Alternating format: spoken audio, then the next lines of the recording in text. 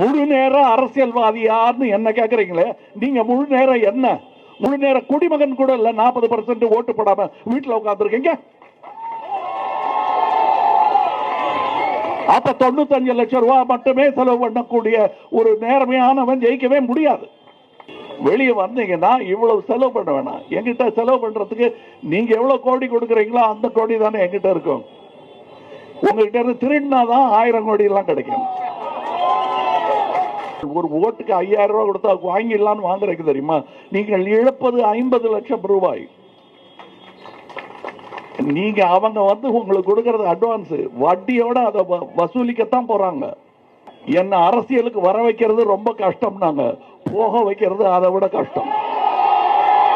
வேறு எதுவும் இல்லாமல் இந்த அரசியல் களத்தில் குதிக்கும் தைரியம் எனக்கு எப்படி வந்தது? இந்த மாடியிலிருந்து தான் வந்திருக்க வேண்டும் என்று நினைக்கிறேன்.